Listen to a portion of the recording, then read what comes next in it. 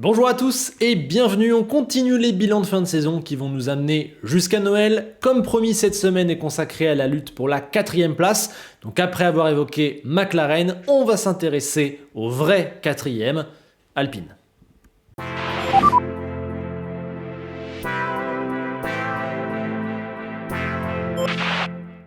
Depuis son retour au début de la saison 2016, Renault a progressivement réussi à revenir dans le midfield, le dominant même en 2018 et se montrant au combat avec McLaren ou autre Racing Point le reste du temps. Ricciardo avait même été séduit. Bref, malgré une petite stagnation, c'était plutôt pas mal. Et là récemment, avec une direction qui a voulu changer les choses à l'intérieur du groupe Renault, on a changé de nom, on est passé à Alpine. C'était l'occasion parfaite pour dire au revoir à la promesse de jouer le titre en 2022, qui était l'objectif de Renault à la base, et pour passer sur le plan des 100 courses, tels qu'ils nous l'ont vendu et promis. Ce renouveau a très bien débuté avec le retour d'Alonso, une belle histoire et un splendide coup sportif, ainsi évidemment qu'avec la victoire obtenue en Hongrie, qui a directement placé Alpine dans une autre dimension.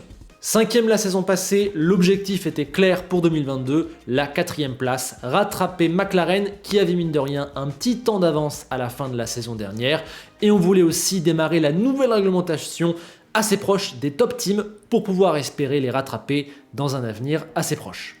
S'approcher toujours un peu plus des sommets était donc au centre des pensées, la progression et le passage de l'écurie dans une autre dimension étaient attendus, donc mine de rien, il y avait un sacré programme et une belle pression. C'était aussi le début de l'objectif 100 courses, on voulait voir ce que ça allait donner, et il y avait la question du contrat des pilotes. Esteban s'était fait, mais Fernando arrivait au terme. Normalement, ça ne devait pas trop poser de soucis, même s'il y a le petit Oscar Piastri qui attend sur la touche. Bon, on va devoir le faire attendre encore un peu plus, mais ça devrait aller. Du côté des pilotes, justement, parlons d'Alonso qui devait continuer sur la lancée de sa fin de saison 2021 où il avait été vraiment excellent et avait retrouvé toute sa superbe après un petit temps d'adaptation dû à son retour dans la discipline. Malgré ses 40 ans en début de saison, on avait le sentiment que son niveau sportif était toujours intact. 2022, c'était la bonne année pour le prouver, d'autant plus qu'il était revenu pour cette nouvelle réglementation. On l'attendait aussi du côté de l'attitude, il avait beaucoup changé après sa période endurance, il était peut-être plus assagi, donc ça devait continuer, et sur le plan technique, son retour serait vraiment précieux pour aider l'écurie à toujours progresser et à passer encore des paliers. Pour Ocon, la tâche était surtout de pouvoir regarder dans les yeux un Alonso à 100% sur toute la longueur d'une saison, avec cette nouvelle règle en plus qui promettait de mettre plus d'enjeux dans les courses. C'était vraiment pas évident, on sait qu'Alonso a détruit beaucoup de carrières, donc Esteban avait un sacré défi face à lui. Aussi, à 25 ans et bientôt 100 Grands Prix en Formule 1, il commence mine de rien à rentrer doucement dans son prime. On voulait donc voir à quoi ça ressemblait, quel palier il pouvait encore passer, comment il pouvait encore s'affirmer, montrer les crocs. Voilà, quel pilote il pouvait devenir demain pour espérer compter dans cette discipline où les talents ne manquent pas. Alpine a débuté la saison de manière vraiment très correcte. À Bahreïn, les deux voitures sont dans les points, c'est moins flamboyant que les surprises Haas et Alfa Romeo, mais c'est là et surtout bien devant Aston et McLaren qui sont en galère. Bon départ confirmé par une double Q3 à Jeddah où les deux coéquipiers se battent férocement en début de course. Personnellement, j'avais trouvé ça génial et il n'y a pas eu d'accident. Mais pendant qu'Esteban rallie l'arrivée en 6e position, Fernando connaît son premier problème mécanique de la saison. L'Espagnol rebondit direct en qualif en Australie où il allait signer un tour de feu qui l'aurait mis à minima dans le top 3 sur la grille. Mais voilà, son moteur décide de se couper, ce qui l'envoie dans le mur. Derrière, sur une stratégie décalée, il va buter sur le trafic, il devra s'arrêter à nouveau, sera victime d'un grand graining. Bref, ça marchera pas du tout. Occasion gâchée. Esteban, lui, vit un Grand Prix tranquille, conclut à la 7e position derrière les McLaren. Alpine a néanmoins perdu sa 4e place qu'elle tenait depuis le début et va même perdre la 5e à Imola où ça ne marche pas. Esteban est victime d'un souci de boîte qui le laisse perdant en Q1. Il ne pourra remonter que comme il peut dans le trafic qu'on a connu lors de cette course. Il terminera qu'à la porte des points. Alonso, lui, s'était qualifié 5e, mais il a dégringolé lors du sprint, la voiture n'y était pas, et il a dû abandonner le dimanche après un trou dans son ponton causé par un accident avec Schumacher. Mauvaise opération et c'est pas beaucoup mieux à Miami. Ocon se crache en FP3 et doit donc partir dernier. Il arrachera 2 petits points à la suite d'une course splendide. Alonso, lui, fait un départ fracassant, mais la bataille du midfield est rude et Alpine ne domine pas vraiment. Il finira par commettre une erreur face à Gasly, 5 secondes de pénalité qui en deviendront 10 après un track limit, et du coup il passe de 7ème à 11ème. Dommage. Alpine fait donc un petit peu du surplace, mais la situation va revenir à la normale de l'Espagne jusqu'à Silverstone. C'est pas encore génialissime, mais ça n'explose pas dans le midfield, mais c'est suffisamment bon pour être 4ème ou 5ème avec McLaren. Une lutte se dessine. 9 et 7ème en Espagne, où Alonso partait pourtant dernier après une élimination en Q1 et un changement de moteur. Les Bleus confirment leur potentiel à Monaco avec une double Q3. Alonso termine 7ème, mais Ocon 9ème, écope d'une pénalité contestée pour une défense face à Hamilton. Il chute donc 12ème. Bakou offre ensuite 7 points, c'était très correct sans être absolument génial. Et derrière, le Canada apporte beaucoup de joie, mais aussi de la frustration. De la joie car Alonso est 2ème de la qualification pluvieuse, c'est la première ligne de l'histoire de l'écurie. De la joie également car Ocon offre un beau résumé de sa saison ce week-end-là. 7ème en qualif, c'est moins fort et flamboyant qu'Alonso sur le papier, mais ça reste très bien et surtout il y a un splendide dimanche sans embûche avec 8 points à l'arrivée. Mais donc de la frustration car le père Fernand est envoyé sur une stratégie douteuse avant de connaître une perte de puissance qui le fait dégringoler. Énervé, il défend sur Bottas en zigzagant, il prend pénalité et perd 4 points à cause de ça. Dommage et rageant, j'ai envie de dire encore une fois, mais il se reprend à Silverstone en étant à la lutte avec Norris pour la place de meilleur des autres. Il finit par l'obtenir après un arrêt bien senti, mais dans le même temps, Esteban, touché dans le crash du départ, a pu continuer et doit abandonner finalement alors qu'il était 8ème. Après tout ça, Alpine est 5ème du général à 6 petits points de McLaren et clairement plus personne ne pourra venir les contester, ils vont jouer la 4ème place. C'est le moment qu'ils choisissent pour enchaîner 5 grands prix avec une double arrivée dans les points. Ça partait pourtant mal en Autriche avec un Alonso qui doit renoncer juste avant le départ du sprint et ne peut viser donc qu'un point en course. Mais Esteban réalise l'un de ses meilleurs week-ends de la saison, 5ème le vendredi, 6ème le samedi, 5ème le dimanche. Vraiment exceptionnel, mais au départ en France, il commettra une erreur face à Tsunoda, il ne pourra terminer que 9ème derrière Ricciardo, tandis qu'Alonso bat Norris comme à Silverstone. 5 et 6ème en qualif, les Alpines confirment vraiment leur bonne performance et leur statut de meilleur du midfield. Oui, mais en course, il y aura une stratégie douteuse sur les pneus hard qui viendra gâcher un peu la fête. Résultat, il n'y a que 6 points à l'arrivée. Avant un week-end badge absolument exceptionnel, Ocon, parti 16ème avec une pénalité moteur, remonte comme un diable, offrant le double dépassement de l'année sur Gasly et Vettel, avant de finir 7ème. Je l'ai rarement vu aussi bon offensif et attaquant, exceptionnel. Et Alonso dans tout ça, il est 5ème, un splendide 5ème, malgré un décollage spectaculaire face à Hamilton au départ. La séquence se termine à Zandvoort, il y a une double élimination en Q2 le samedi, mais le dimanche est très bon, et il termine 6 et 8ème, entourant Norris. Voilà. Alpine a repris sa 4ème place au championnat. 2022 a pris une autre dimension grâce à ce milieu de saison très réussi. Normalement, il devrait terminer à cette position, c'est la logique. Mais voilà, il va y avoir 2 courses qui vont tout remettre en question. À Monza, dans le temple de la vitesse, Ocon prend une nouvelle pénalité moteur, puis ensuite passe à travers, tandis qu'Alonso, 8ème, connaît un nouvel abandon, et c'est pire à Singapour. Problème encore, cette fois pour Ocon, en Q1, il est bloqué, il remonte pas loin des points avant d'abandonner, son moteur explose, comme le fera celui d'Alonso, alors qu'il était 6ème. C'est la catastrophe au classement, en 2 petites courses, tout s'est envolé, tout est à refaire. À ce moment-là, on se dit que la fiabilité va bien finir par faire perdre la saison d'Alpine. Heureusement, le tournant se produit au Japon. 5ème en qualif, Esteban produit sa meilleure perf de l'année et contient Hamilton tout du long pour terminer 4ème.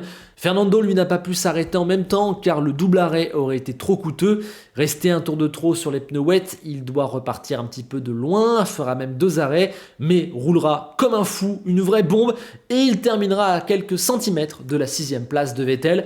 Alpine a infligé un 18-1 à la McLaren ce week-end-là. La 4ème place s'est retrouvée avec une bonne marge. Ouf, c'est effacé.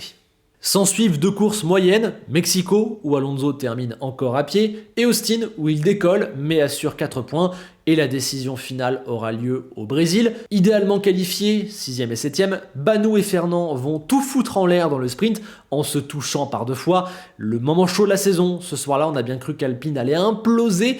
Finalement, tout le monde va réussir à se calmer et fera un dimanche absolument exceptionnel. Ocon est très solide, il termine 8e.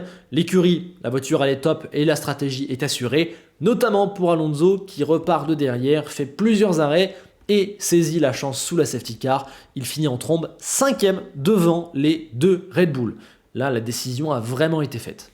Il abandonnera encore à Abu Dhabi, petit clin d'œil, mais Esteban prend 6 points et c'est fait. Alpine, finalement, avec une vraie petite marge, est bien 4e du constructeur devant sa rivale britannique. Bon, clairement, l'objectif de la saison est atteint pour Alpine. 4e devant McLaren et avec un niveau moyen vraiment extrêmement satisfaisant. Oui, la marche en avant continue et de fort belle manière. Ils ont bien démarré, ont contenu les assauts des surprises du midfield avant de passer un petit temps à se chercher. Une fois installés, ils ont déroulé, bien développé, mieux que tous les autres hors top team, et assuré. Quelques bêtises ont bien failli noircir le tableau, mais au final, le gros souci de la saison d'Alpine, c'est le manque de fiabilité. Beaucoup trop d'abandon, ça a gâché un gros nombre de résultats. Après, ils nous avaient prévenus, ils ont privilégié la performance du moteur à sa fiabilité, et ils ont raison, puisqu'il y a un gel des moteurs, on ne peut plus l'améliorer. En revanche, la fiabilité, elle, on peut la travailler, c'est la bonne méthode. Aujourd'hui, la performance du moteur est très bonne, donc bravo. Maintenant, ce qu'il faut, c'est réduire les casses. Est-ce qu'on peut accepter un manque de fiabilité sur un temps court? Sur le temps long, ça devient gênant, et ce sera tout le défi de l'avenir. Mais bon, au final, il n'y a eu que 7 abandons sur problème moteur sur 44 possibles. C'est pas non plus une énorme razzia et une voiture qui partait tout le temps en fumée, pas du tout. Pour le reste, ils ont beaucoup mieux travaillé et compris leur voiture que McLaren. Des objectifs atteints et une excellente position pour la suite. Oui, l'année d'Alpine est largement validée. Il y a quand même une autre petite ombre au tableau, c'est la fin en eau de boudin avec Alonso et ce fiasco de l'été où ils ont perdu à la fois l'Espagnol et Piastri. Leur tort a été de ne pas avoir suffisamment anticipé cette situation avec 3 hommes pour 2 sièges et de ne pas avoir su entendre les envies de l'Espagnol et de l'Australien. Résultat, ils se sont retrouvés vraiment comme des idiots, leur com n'a pas été top en plus, et ils ont perdu à la fois leur légende, qui était vraiment excellent sur la piste, et la pépite, peut-être l'une des meilleures pépites qu'on ait vues depuis un petit moment. Ouais, franchement, ça a fait très mal, mais quand on voit finalement le remplaçant de tout ça, on se dit qu'ils ne s'en sortent vraiment pas si mal.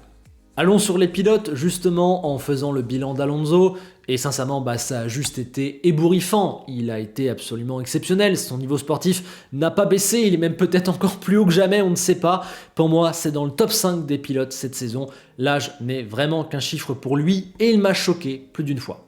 Et comme toujours en plus, c'est accompagné d'un mental de guerrier et de dépassement fou. Combien de fois il nous a fait sourire avec des radios. J'ai en tête le If they want to fight, they will pay the price qu'il lance en direction de McLaren en France. Ça, c'était génial et finalement assez symbolique de son attitude sur la majorité de la saison. Vous voyez les chiffres depuis tout à l'heure, voilà, il n'y a rien à dire. Il a été très bon. Et en plus, on le sait, il a été victime d'une malchance absolument dingue. C'est quand même peut-être le fait majeur de sa saison. Tout a cramé, on ne sait pas pourquoi.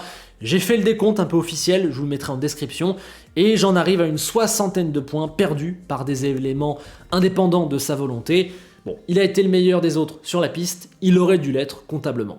Bon, malheureusement, il y a aussi cette fin de saison où la frustration, la rage et la fierté personnelle ont pris le dessus un petit peu, ce qui est venu balayer l'image assagie qu'il s'était construit depuis 2 ans. Il y a quelques mots et insinuations qui n'ont pas été très classe et c'était pas nécessaire de partir en claquant la porte et en salissant tout ça. Mais bon, au final, ça restera de l'anecdote, c'est comme ça et il n'est pas le seul fautif dans l'affaire. Maintenant, ce que j'ai surtout hâte de voir, pour lui, c'est s'il a fait le bon choix en choisissant le contrat long proposé par Aston Martin plutôt que le contrat moyenne durée proposé par Alpine. L'avenir dira. Et en face, on a un Esteban Ocon qui a très largement relevé le défi. On parlait d'un Alonso qui a souvent détruit des coéquipiers. Esteban ne s'est pas fait détruire, loin de là. Il a été très bon cette saison. Peut-être un peu moins fort sur le global, mais enfin il a été devant de manière régulière, le samedi comme le dimanche. Et surtout, sa grande qualité, il a exploité à fond, c'est sa régularité et sa propreté. Une vraie assurance tout risque. Il y a toujours de gros points sans embûche dans la course. Un vrai modèle en la matière, et c'est ce qui le rend vraiment indispensable pour Alpine, je vous le répète vraiment chaque week-end. C'est un bonheur d'avoir un Esteban Ocon dans une écurie de Formule 1 en 2022. Bon, désormais, il est bien réinstallé en Formule 1, ça y est, c'est fait, fini la période Racing Point, 3e pilote Mercedes, les retours chez Renault. Esteban, ça y est, il a 26 ans, et cette saison, il y a eu des courses qui laissent rêveur sur un potentiel inexploité, à encore aller chercher, on l'a dit, il est à peine dans son prime, donc il y a mieux. Est-ce que Esteban Ocon peut être un champion du monde en puissance? À lui de nous le montrer. En attendant, cette saison, il a été excellent face à un Alonso exceptionnel, donc bravo. Si on se tourne maintenant vers l'avenir, 2023 s'annonce autant excitant qu'important pour Alpine, outre le fait qu'il faudra confirmer et continuer d'aller de l'avant dans l'optique du fameux plan des 100 courses, eh bien il faudra intégrer un certain Pierre Gasly. Évidemment, aucun doute sur la qualité du pilote, aucun non plus sur la complémentarité du duo, ni même sur leur entente sur la piste et en dehors, ça c'est un gros sujet. Par contre, cette équipe de France, elle apporte beaucoup d'attentes, beaucoup d'attention médiatique, d'espoir et de pression. C'est gérer ça qui sera vraiment difficile, faudra pas s'en mêler les pinceaux. En plus, en parallèle, faudra réussir à grimper sportivement, on l'a dit, ce qui, déjà à elle toute seule, est une tâche incroyablement difficile. Ouais, année des défis, des espoirs, du potentiel, faudra voir sur la piste.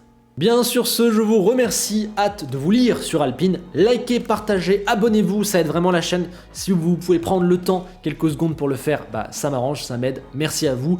On se quitte avec Enzo Ferrari qui conseille à Otmar Szafnauer de montrer un panneau slow à Ocon et Gasly si jamais ils se chamaillent en piste. Généralement, ça marche très bien, les pilotes comprennent direct le sens du message. A bientôt.